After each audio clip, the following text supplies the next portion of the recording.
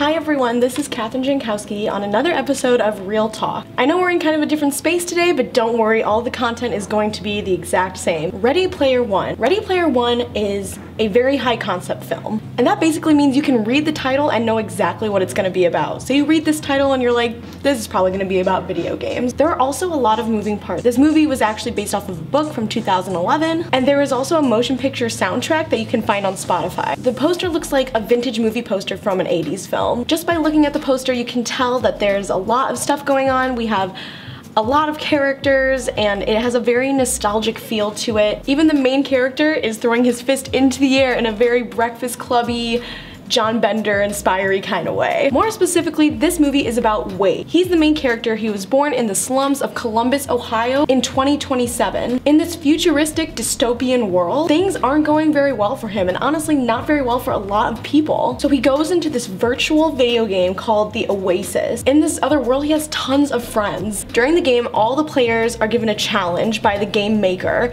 who recently passed away. The challenge is to find this hidden Easter egg, and if you find it, you now have complete control of the Oasis and like $500 billion. I'm pretty sure I would be all of a sudden really into video games if that happened. Super not into them now, but you know, a girl could change. The movie starts off right away with almost no character development. They really throw you into it. It also starts with this expositional voiceover that is way too long. I was taken aback by the lack of character development at first, but they really ease you into each character and give you snippets about their past and who they are as the movie goes on. And this way you can focus a lot more on the story rather than the characters. It is more about the journey than the people that are going on the journey. I also didn't realize how many people played this game. I mean, it's not just in these slums that you see in the trailer, it's literally all over the world. How do things get done in the real world? Is that why everything is such a mess? Just a few unanswered questions. There were tons of car chase scenes that were a visual delight, and they were action-packed. Those scenes specifically had some amazing CGI. They really kept the audience's attention. Wade, the main character, is figuring out how to get the first key, and he's about to start on this race, and then he realizes the answer to this riddle. He goes backwards underneath the actual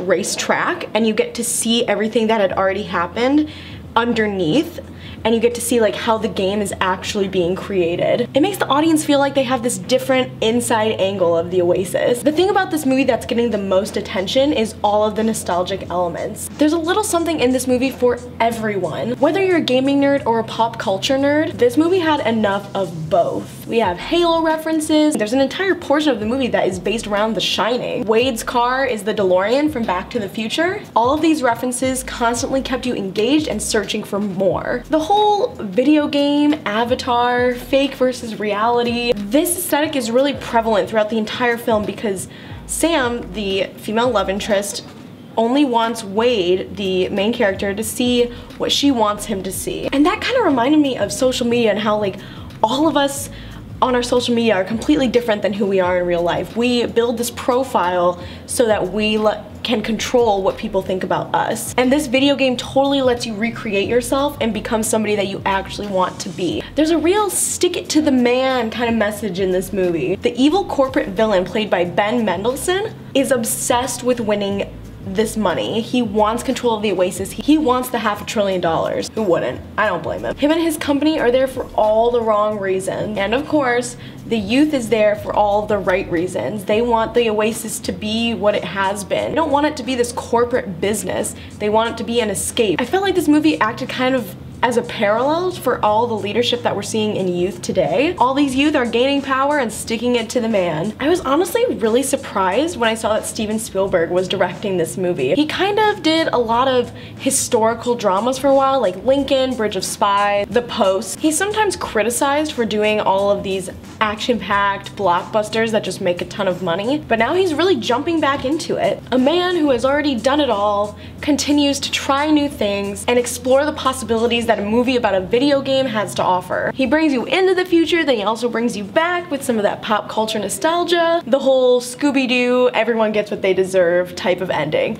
It's pretty cheesy, but let's face it, everybody leaves the theater feeling a sense of relief. I left the theater thinking, wow, this is a great movie, all types of people can see this and really enjoy it. But I do think it's the kind of movie that you only really need to see once. You might want to go back to count all of the pop culture references. I definitely think seeing it on the big screen is worth your money. This has been Kathryn Jankowski on another episode of Real Talk. Hopefully next week we'll be back in our regular space and we'll be reviewing another movie.